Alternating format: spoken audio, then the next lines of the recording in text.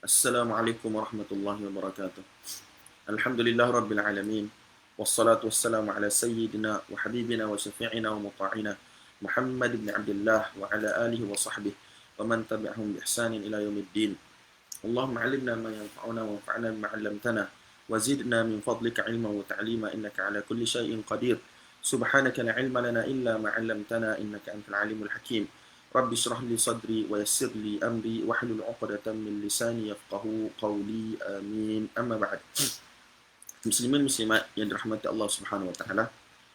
Hari ini insya-Allah pada hari ke-10 sesi yang kelima kita akan sambung bacaan hadis-hadis puasa daripada kitab As-Sunan oleh Al-Imam Abi Dawud rahimahullah rahmatan wasi'atan wa nafa'ana bi 'ulumihi wa 'ulumikum fid dharain. Amin. Jadi sebagaimana saya bagi tahu sebelum ni, edisi yang kita guna untuk baca ialah edisi Muassasatul Risalah yang ditahqiq oleh Fadilatul Syekh Syuaib Al-Arnaut rahimahullahu rahmatan wasi'ah dan juga kawan-kawan ataupun pelajar-pelajar beliau. Dan sekarang kita berada pada bab yang ke-11. Bab, saya selalu baca bab ni dengan matilah ala ta'dad, iaitu 3. Fi man yasilu Sya'ban bi Ramadan. Bab berkaitan orang yang mana menyambung puasa Sya'ban dengan puasa Ramadan. Kalau ikutkan penomboran hadis dalam edisi ni ialah nombor 2335, tapi saya tak tulislah nombor 2335 di description Facebook saya hanya tulis nombor hadis yang ada dalam kitab puasa lah, maksudnya mengikut urutan hadis dalam kitab puasa ini. So setakat yang saya kira inilah hadis yang ke-24. Jadi kalau siapa yang mana bagi dia penting untuk mengikuti kelas ini melalui kitab, maka dia boleh ambil perhatian lah. Kalau tak perlu pun. Jadi tuan-tuan, tanpa melengahkan masa, kita baca bab yang ke-11. Hari ni niat nak sampai bab ke-14. Dia macam ni lah tuan-tuan. Bukan semua bab tu payah. Bukan semua bab tu senang. Jadi masa bab yang senang kita akan baca laju-laju sikit. Kalau bab yang payah, yang berhajat kepada sedikit penerangan, maka saya akan terangkan setakat kemampuan. Wallahu a'lam. Jadi sekarang kita bab yang ke-11. Wa bis sanadil muttasili minna ila al-Imam Abi Dawud rahimahullahu rahmatan wasi'ah wa nafa'ana bi 'ulumihi wa 'ulumikum fid dharain. Amin. Annahu qala bab fi man yasilu Sya'ban bi Ramadan. Bab berkaitan orang yang mana menyambung puasa Sya'ban dia dengan puasa Ramadan dia. Wa bi qala hadatsana Muslim bin Ibrahim qala hadatsana Hisham an Yahya bin Abi Katsir an Abi Salamah an Abi Hurairah radhiyallahu ta'ala anhu an an-nabiy sallallahu alaihi wa alihi wa sallama أنه قال لا تقدموا صوم رمضان بيوم ولا يومين إلا أن يكون صوم يصومه رجل فليصم ذلك الصوم. Yang ni tuan-tuan, kita baca banyak kali dah, ataupun kita dah terang banyak kali berkaitan dengan hukum mendahului puasa Ramadan dengan puasa 1 hari ataupun 2 hari. Kita dah cerita pasal hari Syak dan seumpamanya. Jadi kalau ada yang tak dengar sebelum ni, dia boleh lihat kepada video-video yang sebelum ni lah, insyaAllah. Cuma dalam riwayat ni, Hisham di situ ialah Hisham Ad-Dastuwai. Hadis ni hadis sahih, tuan-tuan. Hadis ni hadis sahih, ada dalam Sahih Bukhari dan seumpamanya. Hisham ialah Ad-Dastuwai daripada Yahya ibn Abi Katsir ma'ruf. Abi Salamah ni ialah Abi Salamah bin Abdirrahman ibn Auf radhiyallahu ta'ala anhu, iaitu anak kepada sahabat yang masyhur, iaitu Abdurrahman ibn Auf, dan dia ni antara anak murid masyhur, anak murid rapat kepada Sayyidina Abu Hurairah radhiyallahu anhu. Nabi SAW telah bersabda, la taqaddamu, ay la tataqaddamu, jangan sekali-kali kamu mendahului puasa bulan Ramadan dengan kamu puasa 1 hari ataupun 2 hari sebelum itu, kecuali itu ialah puasa yang seseorang di kalangan kamu telah puasa-puasa tersebut sebelum ini, iaitu adat dia lah.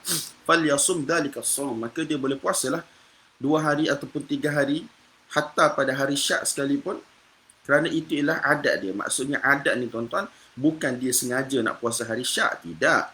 Bukan dia sengaja nak puasa pada 2-3 hari sebelum Ramadan. Maksudnya Syaban je hujung 2-3 hari nak masuk Ramadan dia akan puasa. Tahun depan pun dia buat macam tu. Bukan. Itu bukan maksud adat dia. Maksud adat di sini ialah macam kalau dia puasa Isnin Khamis, sebagaimana kita bagi tahu sebelum ni. Itu maksud adat. Dia puasa Isnin Khamis, tiba-tiba hari Syak tu jatuh pada hari Isnin ataupun hari Khamis. Nampak tak? Jadi begitu juga orang mana puasa selang sehari, kemudian dia berbuka, dia puasa sehari, dia berbuka sehari, puasa sehari. Jadi kalaulah jatuh hari tersebut pada hari Syak, hari yang dia puasa tu jatuh pada hari Syak, boleh.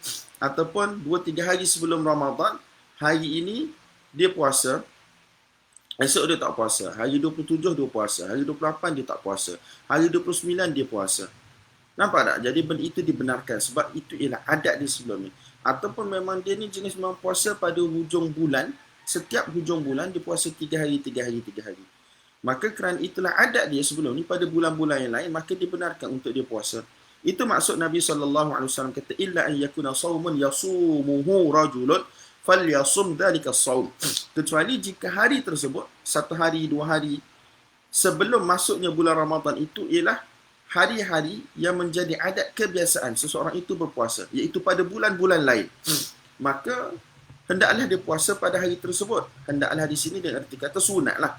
Dia boleh puasa, tak ada masalah, tak ada larangan untuk dia berpuasa. Adapun orang yang mana sengaja sebab dia nak sambut Ramadan, dia nak puasa pada hari Syak ataupun sehari 2 hari sebelum bulan Ramadan, maka itu tidak dibenarkan oleh para ulama. Antara ilahnya supaya, kalau zaman dululah, supaya manusia-manusia yang lain tidak jadi confused. Sebab bila dia tengok ada orang puasa, jadi dia ingat telah sabit hilal Ramadan, telah sabit, telah nampak anak bulan Ramadan. Jadi dia nampak ada orang puasa, maka dia puasa. Maka benda ini tidak dibenarkan. Supaya apa? Tidak bercampur antara sunat dan juga fardu. Dan antara sebab lain yang disebut oleh para ulama ialah lagilah tak boleh, lagilah haram, lagilah berdosa jika seseorang itu dia mula berpuasa sehari ataupun 2 hari sebelum Ramadan itu atas dasar wajib, seolah-olah dia mewajibkan puasa tu ke atas diri dia. Hak ni tak boleh tuan-tuan, sebab Nabi SAW telah gantung kewajipan berpuasa dengan tengok anak bulan. Sumu li ru'yatihi wa aftiru li ru'yatihi. Hendaklah kamu berpuasa apabila kamu lihat anak bulan, dan hendaklah kamu berhari raya bila kamu tengok anak bulan. La tasumu hatta tarauh. Jangan sekali-kali kamu berpuasa sehingga kamu nampak anak bulan. Jadi kalau sengaja datang nak buat puasa wajib 2-3 hari sebelum daripada bulan Ramadan, itu tidak dibenarkan. Nampak tak tuan-tuan? Hatta puasa sunat pun kalau bukan adat tidak dibenarkan. Sebagaimana kita telah bahaskan panjang lebar sebelum ini. Hadis yang seterusnya, wa bihi qala hadatsana Ahmad bin Hanbal qala hadatsana Muhammad bin Ja'far qala hadatsana Syu'bah an Taubah al-Anbari an Muhammad bin Ibrahim an Abi Salamah an Ummi Salamah an Nabi sallallahu alaihi wasallam annahu lam yakun yasumu min as-sanati shahran tamman illa Sya'ban yasiluhu bi Ramadan. Tuan-tuan, hadis ni daripada riwayat Imam Ahmad bin Hanbal. Imam Ahmad bin Hanbal ni antara guru bagi Imam Abu Daud rahimahullah. Imam Ahmad riwayatkan daripada Muhammad ibn Ja'far. Muhammad ibn Ja'far masyhur dengan gelaran dia Gundar. Muhammad ibn Ja'far masyhur dengan gelaran dia Gundar. Kalau Bundar, anak murid dia Muhammad ibn Bashar. Bundar. Riwayat ni daripada siapa? Daripada Syu'bah, daripada Taubah al-Anbari, daripada Muhammad ibn Ibrahim iaitu At-Taimi, daripada Abi Salamah. Abi Salamah ni sama juga macam tadi, iaitu Abi Salamah bin Abdul Rahman ibn Auf. Dia telah riwayatkan daripada Ummi Salamah radhiyallahu taala anha, ummul mukminin, daripada Nabi sallallahu alaihi wasallam bahawasanya Nabi sallallahu alaihi wasallam baginda tidak berpuasa pada sepanjang tahun itu 1 bulan yang penuh, kecuali bulan Syaban, yang mana baginda sallallahu alaihi wasallam telah sambungkan dengan bulan Ramadan. Bulan Ramadan ni penuhlah tuan-tuan sebab dia puasa wajib sebagaimana kita tahu. Cuma dari sudut bulan Syaban itu adakah Nabi SAW puasa penuh ataupun tidak. Jadi ada setengah riwayat yang menunjukkan seolah-olah Nabi SAW puasa penuh pada bulan Sya'ban juga. Adalah beberapa riwayat yang disebut oleh para ulama yang menunjukkan bahawa Nabi SAW puasa penuh pada bulan Sya'ban. Tetapi apabila dilihat adanya riwayat yang lain yang kata Nabi tak pernah puasa penuh selain bulan Ramadan. Jadi Sya'ban pun Nabi tak pernah puasa penuh. Jadi apabila para ulama melihat kepada dalil-dalil tersebut, riwayat-riwayat yang pelbagai, mereka sampai kepada satu keputusan. At least kita kata pendapat ramai lah. Sampai kepada satu keputusan bahawanya dimaksudkan dengan keseluruhan itu ialah sebahagian besar, mu'zam, sebahagian besar ataupun akthar, sebahagian besar daripada bulan Sya'ban. Bukanlah penuh Sya'ban 29 ataupun 30 hari. Dan ini ialah penggunaan orang Arab lah. Bila benda itu dibuat, banyak dia punya bahagian. Kalau kita kata dalam sebulan tu ada 29 hari atau 30 hari. Jadi, kalau dia buat banyak, maka kita telah boleh sebut dia sebagai keseluruhan. Dia panggil tajawuz dalam percakapan. Iaitu, orang kata bercakap secara longgar lah. Tidak begitu detail, tidak begitu meticulous. Macam, kalau kita kata, aku makan habis dah nasi tu. Tidaklah semestinya dia makan keseluruhan. Tapi maksudnya dia makan kebanyakan daripada nasi itu. Kalau ada pun sikit sangat. Kuih tu habis dah aku makan. Padahal mungkin ada 1-2 lagi yang tertinggal. Macam bila kita kata, dia tu semayang sepanjang-panjang malam. Tidak bermakna sepanjang malam tu daripada maghrib tu sampailah ke subuh dia semayang. Mungkin ada waktu dia makan sikit, ada waktu dia ambil rehat, tidur sikit 5-10 minit. Tapi itu sudah boleh untuk kita sebut sepanjang-panjang malam dari sudut penggunaan bahasa Arab. Jadi ini antara perkara yang disebut oleh para ulama dalam menggabungkan, mengharmonikan riwayat-riwayat yang pada zahirnya nampak bertentangan. Sebab ada riwayat yang kata puasa keseluruhan Sya'ban, ada riwayat yang kata kebanyakan Sya'ban. Jadi caranya ialah mungkin kita ada dua cara boleh harmonikan, gabungkan. Sebab Nabi SAW hidup di Madinah bukan setahun, bukan sekali puasa, tuan-tuan. 9 kali puasa. 9 kali puasa. Maksudnya sempat 9 kali Sya'ban. Sempat 9 kali Sya'ban. Mungkin ada satu tahun, Nabi SAW puasa Sya'ban penuh. Dan kebanyakan Sya'ban, Nabi SAW puasa kebanyakan daripada bulan Sya'ban. Nampak tak?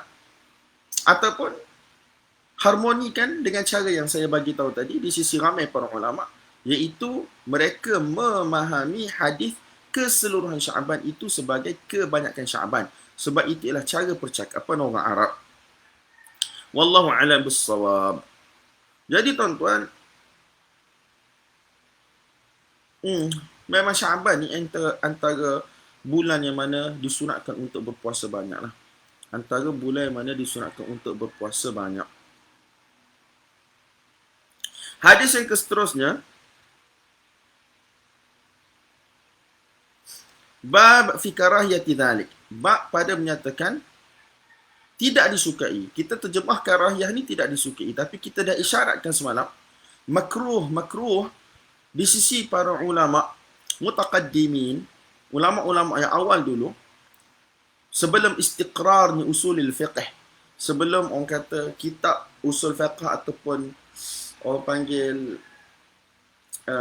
panggil sebelum ilmu usul fiqh itu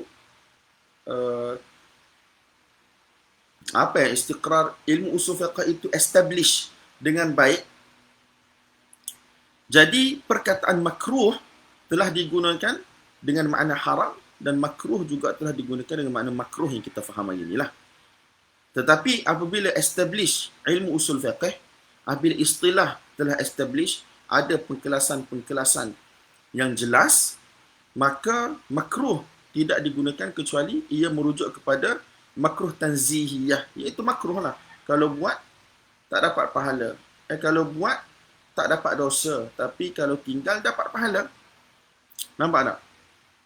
Jadi kalau benda tu buat dapat dosa, tinggal dapat pahala, itu dipanggil sebagai haram. Mereka tak guna dah istilah makruh untuk itu. Nampak tak? Mereka tak panggil istilah makruh dah selepas establishnya ilmu usul fiqh. Bukanlah kata makruh dengan haram ni dua benda yang sama di sisi ulama mutaqaddimin. Tidak. Makruh dengan haram ni benda yang mana tidak sama. Sebagaimana makruh dan haram tidak sama di sisi ulama-ulama mutaakhirin pun. Cuma dari sudut penamaan. Kalaulah ulama mutaqaddimin, makruh ni di bawah tu ada dua. Sama ada benda tu haram berdasarkan istilah kita, dan ulama mutaqaddimin pun guna je perkataan haram untuk menunjukkan kepada benda yang haram. Walaupun tak banyak. Mereka lebih suka guna perkataan akrah, aku tidak suka. Nampak tak? Dan yang kedua di bawah makruh itu ialah makruh sebagaimana difahami di sisi ulama mutaakhirin. Iaitu kalau kita buat tak dapatlah dosa, tapi kalau tinggal dapat pahala. Berbeza dengan haram, kalau kita buat dapat dosa, dan kalau kita tinggal kita akan dapat pahala. Jadi bab fi karahiyati dhalik, bab pada menyatakan tidak disukainya perkara tersebut. Apa maksud perkara tersebut, tuan-tuan? Iaitu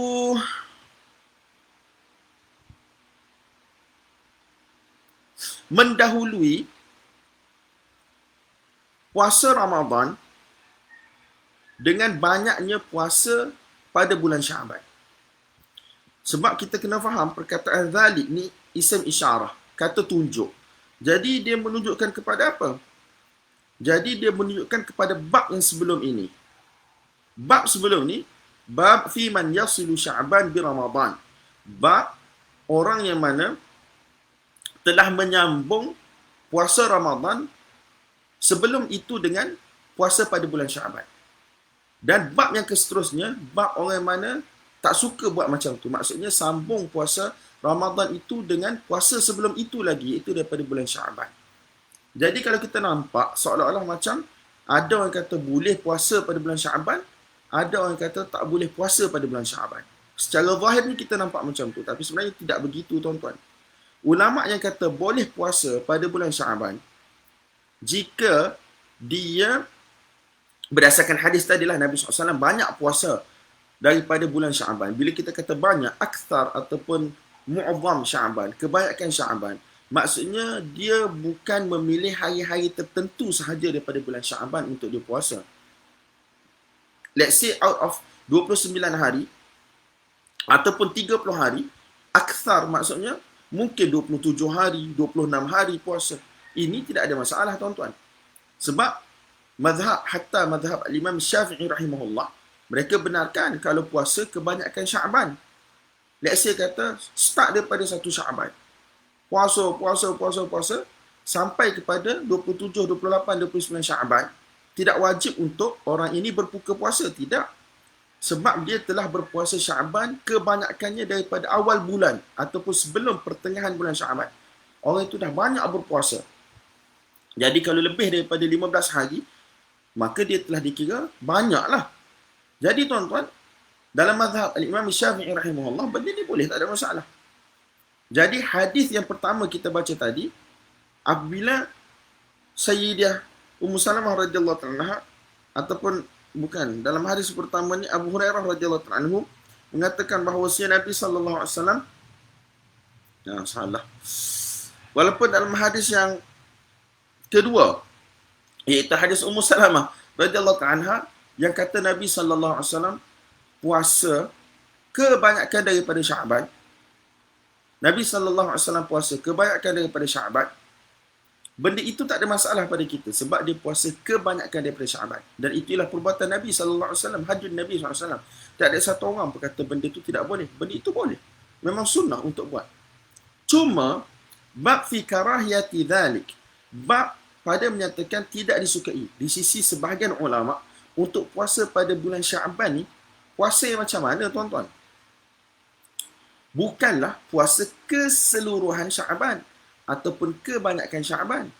Mazhab Syafi'i rahmatullahi alaih tak ada masalah pun untuk puasa keseluruhan Syaban ataupun kebanyakan Syaban.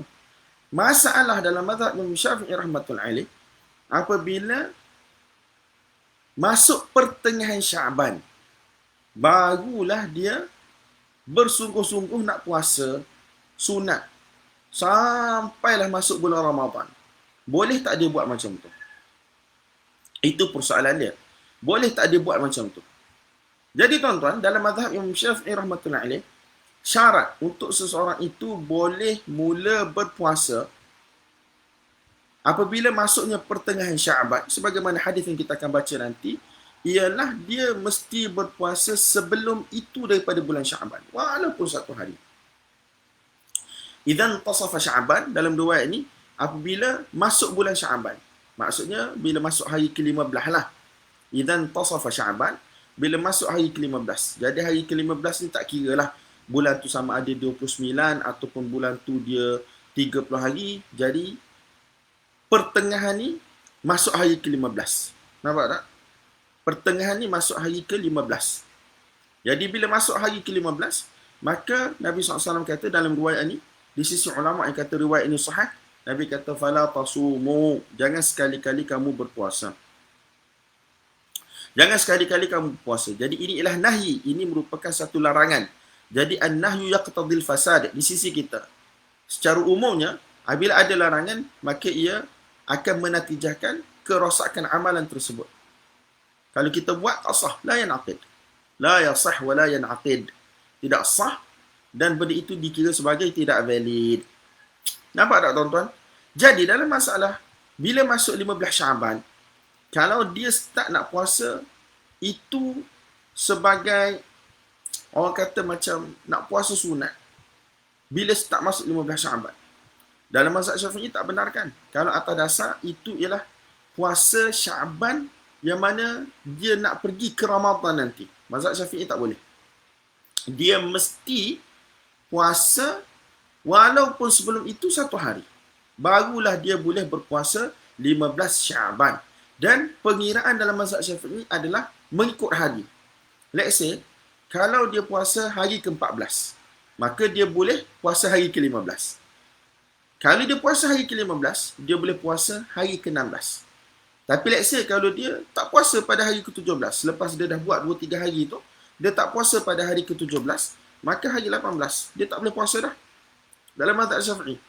Kalau dia puasa pun, puasa itu dikira sebagai la yasah, tidak sah, wala yanaqid, dan juga tidak dikira sebagai valid. Mazhab Syafi'i macam tu sebab berdasarkan hadis yang kita akan baca nanti. Tapi, kalaulah ada orang yang mana dia puasa hari putih. Sebelum-sebelum ni pun dia puasa pada hari putih. Ataupun tidaklah setiap bulan dia puasa hari putih. Tapi pada bulan Syaban tu dia nak puasa hari putih. Dia puasalah 13, 14, 15. Itu tak ada masalah tuan-tuan. Jadi kalau dia puasa 13, 14, 15, dia boleh teruslah dengan puasa 16, 17, 18. Tapi kalau dia berhenti puasa, let's say hari ke-20 dia berhenti. Dia tak boleh sambung dah hari ke-21. Dalam mazhab Syafi'i, sebab kita pegang hadis yang kita akan baca ni sebagai hadis yang sahih, dan larangan di situ ialah larangan lit-tahrim, menunjukkan kepada haram. Dan bila dia adalah nahyun lit-tahrim, maka apabila dia ialah satu larangan yang bawa kepada haram, maka puasa itu sendiri tidak sah. Sebagaimana larangan untuk berpuasa pada hari raya. Sebagaimana larangan untuk berpuasa pada hari raya puasa, hari raya haji, ayyamit tashriq, puasa pada hari syak dan seumpamanya, bila ada larangan, kita tidak boleh buat tanpa ada sebab-sebab yang lain yang dibenarkan oleh syarak, sebagaimana kita ulang banyak kali. Kecuali kalau itu ialah puasa qada. Qada sama ada qada Ramadan sebagai contoh, ataupun puasa wajib disebabkan oleh nazar, puasa wajib disebabkan oleh kafarah. Itu cerita lain lah tuan-tuan.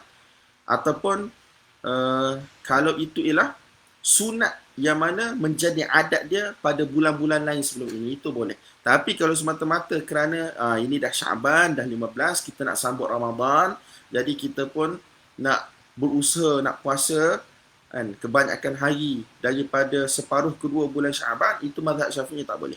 Syarat nak boleh, dia kena puasa walaupun satu hari sebelum 15 Syaban. Itu pun dengan syarat dia mesti berterusan. Barulah dia boleh teruskan sampai dia puasa Ramadan. Kalau dia ada selang tengah-tengah tu dia tak puasa, hari ke seterusnya tak boleh dah. Itu apa yang disebut di dalam kitab-kitab mazhab kita. Wallahu a'lam bis-shawab. Sebab tu Imam Abu Daud rahmatullahi alaih dia letak tajuk bab fi karahiyati dzalik, iaitu bab pada menyatakan karahiyah, tidak disukai. Tidak disukai di sini bukan setakat makruh di sisi kita, mu'tamad dalam mazhab kita, tak. Dia memang haram, tak boleh. Haram kalau dia puasa juga, berdosa, la yasah wa la yanaqid. Sebab di sisi kita bukan masalah semata-mata amalan tu nampak macam baik dan seumpamanya, tapi kerana dalil, bila ada dalil yang mana melarang, bila ada dalil yang mana melarang, ada nahyun sarih. Bila ada nahyun sarih, maka di sisi ulama-ulama kita, dia kata tidak ada qarinah yang mana memalingkan nahyun itu kepada makna makruh, maka dia kata haram lah. Wallahu a'lam bis-shawab. Wa bihi qala hadatsana Qutaibah bin Sa'id qala hadatsana Abdul Aziz ibn Muhammad قال قدم عباد ابن كثير المدينة فمال إلى مجلس العلاء فأخذ بيده فأقامه ثم قال اللهم إن هذا يحدث عن أبيه عن أبي هريرة رضي الله عنه أن رسول الله صلى الله عليه وآله وسلم قال إذا انتصف شعبان فلا تصوموا فقال العلاء اللهم إن أبي حدثني عن أبي هريرة رضي الله عنه عن النبي صلى الله عليه وآله وسلم بذلك. قال أبو داود رواه الثوري وشبل بن العلاء وأبو عميس وزهير بن محمد عن العلاء.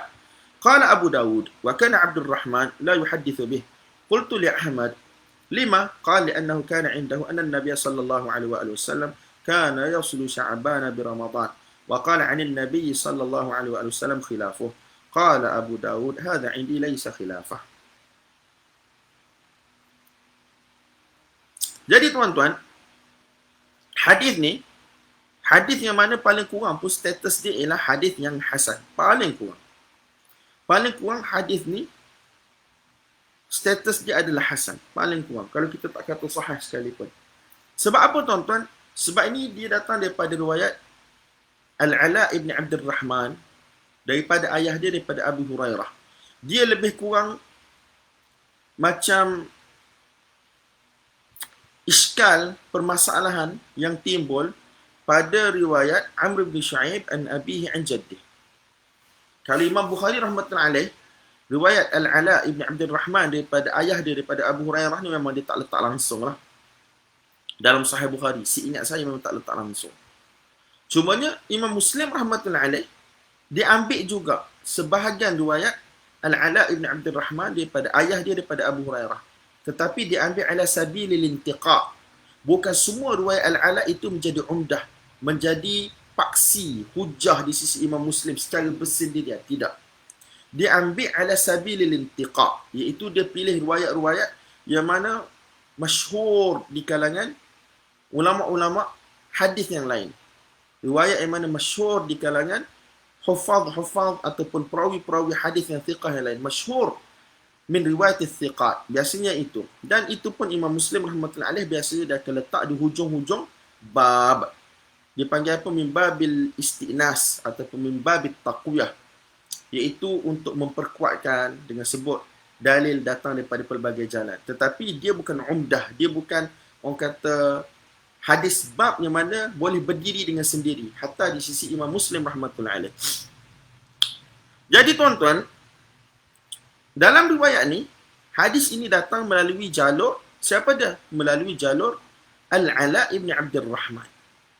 Jadi dia ni bukan satu orang yang mana darjat thiqah yang tinggi, sebagaimana Syu'bah, sebagaimana Sufyan, sebagaimana Hamad ibn Zaid. Tidak. Tetapi dia bukanlah satu orang perawi yang dhaif. Paling kurang kita kata, paling kurang dia ni ialah hasanul hadis ataupun saduq. Paling kurang, paling kurang. Jadi dalam kes ni tuan-tuan, dia bersendirian dalam meruatkan hadis ini daripada ayah dia, iaitu Abdul Rahman, daripada Abu Hurairah radhiyallahu ta'ala anhu.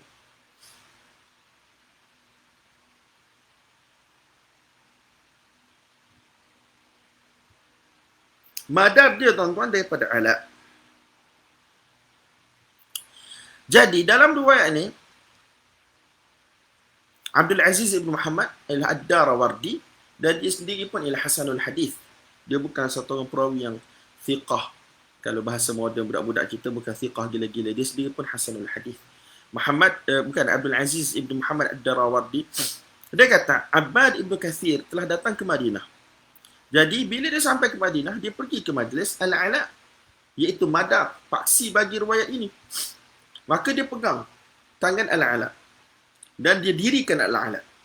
Dia kata, sesungguhnya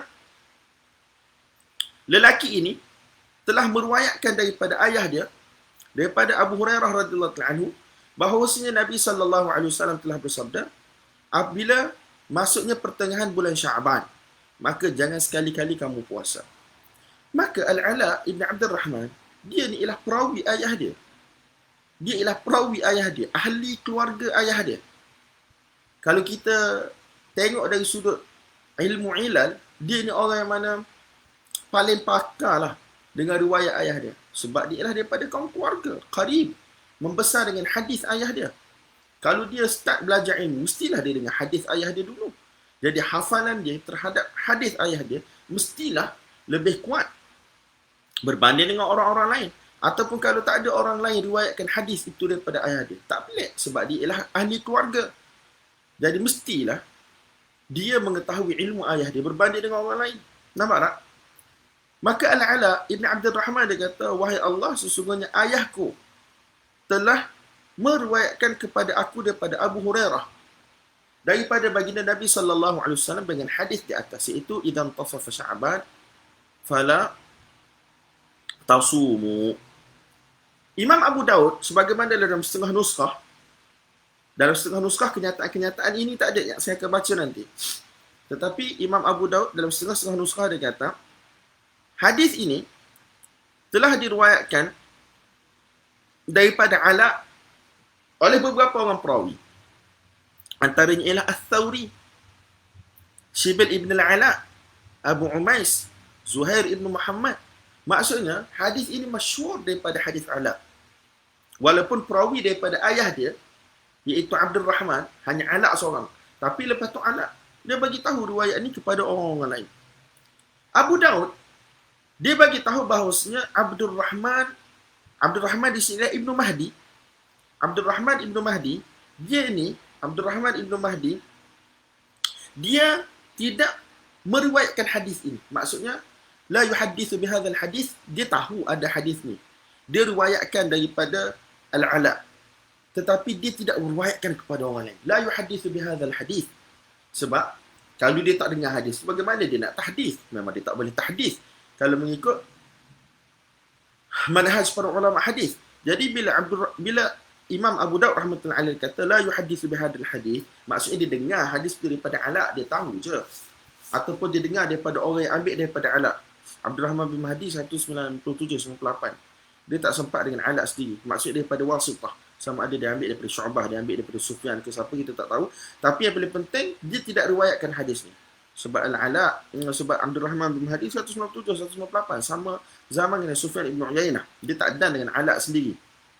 Jadi, Abdul Rahman ni, dia tidak meriwayatkan hadis ini. Walaupun dia dengar hadis ni daripada guru dia, tapi dia tak riwayatkan. Maka aku telah tanya kepada Imam Ahmad bin Hanbal, guru aku, kenapa Abdul Rahman Ibn Mahdi dia tak mahu riwayatkan hadis ini, sedangkan hadis ini masyhur di kalangan para ulama daripada riwayat Ala. Dia kata, sebab hadis ni di sisi Abdul Rahman Ibn Mahdi bersalahan dengan riwayat yang lain yang kita baca daripada Ummi Salamah radhiyallahu anha tadi, bahawasanya Nabi sallallahu alaihi wasallam sambung puasa Ramadan dengan puasa Syaban sebelumnya. Nampak tak? Dia kata anna Nabi sallallahu alaihi wasallam kana yaslu Syaban bi Ramadan. Nabi sallallahu alaihi wasallam sambung puasa Ramadan dengan puasa Syaban sebelumnya. Jadi sambung ni tuan-tuan. Jadi sambung ni dalam riwayat Ummi Salamah yang di atas ni lah yang kita baca ni, dia tak bagi tahu pun sambung tu banyak mana. 5 hari ke, 10 hari ke, mesti syarat. Kebanyakan bulan tersebut tidak diberitahu. Jadi, di sisi Abdul Rahman bin Mahdi, kalau kita puasa, walaupun dah masuk 15 Sya'ban, kita start puasa. berterusan, tak ada masalah dia kata. Sebab Nabi pun sambung puasa Ramadan dengan Sya'ban sebelumnya. Kecuali jangan kita pergi puasa start sehari ataupun 2 hari sebelum Sya'ban. Hak tu tak boleh. Tapi kalau 3 hari, 4 hari sebelum tu, atas dasar ia adalah sunat untuk puasa pada bulan Sya'ban, walaupun beberapa hari, hak itu tak ada masalah di sisi Abdul Rahman Ibn Mahdi. Dan Abdul Rahman bin Mahdi kata, ataupun Imam Ahmad rahmatullahi alaih kata, anin Nabi sallallahu alaihi wasallam khilafuh. Ada riwayat yang lain daripada Nabi yang mana bertentangan dengan riwayat Al-Ala ibn Abdul Rahman ini. Jadi tuan-tuan, kalau kita tengok dari sudut ilmu ilal, dia bukanlah pertentangan tu, maksudnya ada perawi lain yang ambil daripada ayah Al-Ala, yang ambil daripada Abdul Rahman, tetapi perawi ini lebih thiqah dan seumpamanya ataupun lebih ramai bilangannya, meriwayatkan bersalahan dengan riwayat Al-Ala daripada ayah dia. Maksudnya madar dia ialah ayah dia. Tetapi Al-Ala riwayatkan satu benda, tetapi anak murid ayah dia, iaitu kawan-kawan Ala ni yang lebih thiqah, yang lebih ramai, telah riwayatkan bertentangan dengan riwayat Ala. Jadi itu boleh kita kata telah berlaku mukhalafah dalam riwayat. Telah berlaku mukhalafah dalam riwayat. Apabila berlaku mukhalafah dalam riwayat, maka al-aslu indal muhaddithin kena tarjah. Kena unggulkan satu riwayat ke atas satu riwayat yang lain. Kecuali jika dapat dibuktikan bahawasanya kedua-dua riwayat tersebut adalah benar. Dia panggil qara'inut tarjih dan juga qara'inul jama' di sisi muhaddithin. Tapi al-asl indal muhaddithin, kaedah yang utama di sisi muhaddithin, bila berlaku ikhtilaf, berlaku perselisihan antara perawi daripada madar, daripada paksi perawi yang sama, maka ialah al-aslu at-tarjih. Asal dia ialah tarjih. Kecuali dapat dibuktikan dengan qarinah-qarinah bahawa kedua-dua jalan itu adalah sahih.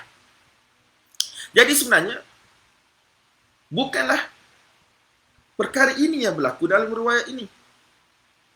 Cuma ada riwayat lain yang bagi tahu bahawasanya Nabi sallallahu alaihi wasallam puasa kebanyakan Sya'ban, ataupun Nabi sallallahu alaihi wasallam menyambung puasa Ramadan dengan puasa Sya'ban sebelum itu. Sebagaimana riwayat Ummi Salamah radhiyallahu anha. Bukannya ada hadis lain yang datang idzan tasafa Sya'ban fasumu. Tak ada pun riwayat dengan lafaz macam tu daripada Nabi SAW. Apabila masuk bulan Sya'ban, maka hendaklah kamu puasa. Hadis itu tidak ada dengan hadis qauli macam tu. Nampak tak? Hadis qauli macam tu tak ada. Cuma datangnya hikayat daripada para sahabat, sebahagiannya ialah mengatakan Nabi banyak puasa pada bulan Sya'ban. Jadi, hadis hikayat para sahabat, terutama isteri-isteri Nabi, itu ialah hadis hikayat fi'li, perbuatan. Bukannya hadis qauli, bukannya hadis percakapan. Yang mana dalam riwayat tersebut adanya satu suruhan untuk berpuasa bila masuk pertengahan bulan Sya'ban. Tetapi dalam riwayat Al-Ala ada larangan sehingga nak dikatakan berlakunya perselisihan antara dua hadis tersebut. Ini tuan-tuan, dia bukan dalam masalah ilal sebagaimana yang kita faham sebelum ni. Dia bukanlah dalam masalah ilal yang melibatkan perselisihan antara perawi daripada madar, daripada guru yang sama. Tidak. Dia ini lebih kepada masalah mukhtaliful hadis, iaitu hadis yang mana pada zahirnya nampak bertentangan dan sanad kedua-duanya tak ada masalah. Sebab kalau kita tengok Abbad bin Kathir, bila dia datang jumpa dengan Al-Ala, pegang tangan apa semua, Al-Ala hampir bersumpah tuan-tuan. Dia kata Allahumma inni, ataupun Allahumma inna abi, wahai Allah, sesungguhnya ayah aku haddathani an Abi Hurairah radhiyallahu anhu anin Nabi sallallahu alaihi wasallam bidzalik. Ayah aku yang riwayatkan kepada aku daripada Abu Hurairah, daripada Nabi sallallahu alaihi wasallam. Dan dalam nuskhah yang lain, selepas Imam Abu Daud rahmatullahi alaih cerita berkaitan dengan Ibnu Mahdi, berkaitan dengan tok guru dia, iaitu Imam Ahmad rahimahumullahu jami'an, Imam Abu Daud kata, hadza indi laisa khilafah. Dia kata, hadis Al-Ala ibn Abdul Rahman ini di sisi aku, dia bukanlah bersalahan dengan hadis yang diriwayatkan daripada Ummi Salamah, yang mana Nabi SAW telah sambung bulan puasa punya, bulan Ramadan punya puasa dengan puasa daripada bulan Sya'ban. Tidak. Nampak tak? Tidak khilaf. Maksudnya masih lagi boleh diharmonikan. Masih lagi boleh diharmonikan. Masih lagi boleh diharmonikan. Tapi tidak dinafikanlah sebahagian Syafi'iyah macam Imam Baihaqi rahmatullahi alaih, dia berpegang sebagaimana Imam Ahmad, Abdul Rahman bin Mahdi, Imam Tahawi dan seumpamanya, dia kata hadis ni lemah sebab bersalahan dengan riwayat yang lain yang lebih masyhur daripada Nabi. Jadi dia kata kalau nak puasa walaupun 4-5 hari sebelum daripada bulan Ramadan boleh, asalkan bukan sehari ataupun 2 hari sebelum bulan Ramadan, sebagaimana dalam riwayat Abu Hurairah hadis pertama hari ni. Dia kata boleh, tak ada masalah. Walaupun dah masuk bulan Syaban, 15 Syaban, start 15 dia nak puasa. Walaupun dia senggang tengah-tengah tu, dia tak puasa sekejap, lepas tu dia puasa balik, tak ada masalah. Selagi mana dia tidak sengaja memilih 1 hari ataupun 2 hari sebelum bulan Ramadan. Sebagaimana kita cerita sebelum ni. Ala kullin, ulama' berselisih pendapat. Tetapi tidaklah pendapat mazhab Syafi'i yang mu'tamad, yang masyhur dalam mazhab itu bertentangan dengan hadis ataupun bertentangan dengan sunnah. Tidak. Bahkan kita pegang hadis yang sahih di sisi sebahagian ulama, bahkan hadis itu qauli, iaitu hadis percakapan, dan dalalahnya dia punya petunjuk kepada hadis tersebut asrah, lebih sarah berbanding dengan hadis Ummi Salamah, Aisyah dan seumpamanya, yang mana dia merupakan hikayat fi'li perbuatan Nabi. Di sisi ulama usul, apabila ada pertentangan secara zahirnya, kita sepatutnya kita kena gabunglah riwayat dan mazhab Syafi'i digabung. Nah, dia kata boleh yang Nabi puasa banyak-banyak tu, Nabi puasa pada bulan Syaban ialah apabila Nabi SAW berpuasa kebanyakan Syaban, bermula sebelum intisaf Syaban, bermula sebelum masuknya pertengahan Syaban. Ada pun yang Nabi larang ni kalau orang yang sengaja bila masuk Syaban pertengahan sahaja dia start nak puasa, seolah-olah dia nak menyambut Ramadan. Hak ni Nabi larang. Di sisi kita macam tu. Hatta kalau kita tidak boleh nak jamakkan antara dua riwayat ini, kita nak tarjah, maka murajjihat, penguat di sisi kita, hadis qauli yang mana dalalahnya asrah, lebih kuat berbanding dengan hadis hikayat fi'li. Nampak tak? Sebab hikayat fi'il ni dia ada banyak kemungkinan. Tetapi dalalah hadis qauli asrah. Nampak tak? Wallahu a'lam bis-shawab. Jadi tuan-tuan, itu ialah sudut pandang mazhab Imam Syafi'i rahmatullahi alaih. Jadi terpulang pada tuan-tuan, kalau jenis kaki suka puasa, boleh ambil pendapat mazhab-mazhab lain. Kalau jenis kaki malas puasa, macam saya ni, bila orang kata dah nak 15 Syaban dah, kata mazhab Syafi'i tak boleh. Hadis izan tasawuf Syaban fala tasumu. Dan kita kena tahu bahawasanya hadis ini tidak dihukum dhaif oleh para ulama kerana illah pada perawinya. Sebagai contoh, ada dalam tu perawi yang lemah ataupun perawi yang kadzab, perawi yang fasik, ataupun berlakunya illah inqita', irsal, tadlis dan seumpamanya. Tidak. Setakat apa yang saya belajar dan apa yang saya tahu, tidak ada macam tu. Bukan illah-illah itu yang ada di dalam hadis. Cuma dikatakan dia bersalahan dengan riwayat lain yang lebih masyhur. Tu di sisi sebagian ulama. Tapi mazhab Syafi'i dia tak kata gitu. Riwayat ini tidak bersalahan. Bahkan Imam Abu Daud sendiri dia kata, hadza indi laisa khilafah. Ini tidak menyalahi riwayat lain. Seperti riwayat Ummu Salamah, riwayat Aisyah dan seumpamanya radhiyallahu ta'ala anhum jami'an. Nampak tak? Wallahu a'lam bis-shawab. Cukuplah dulu kok pagi ni. وصلى الله وسلم وبارك على سيدنا مولانا محمد وعلى آله وصحبه أجمعين والحمد لله رب العالمين والسلام عليكم ورحمة الله وبركاته.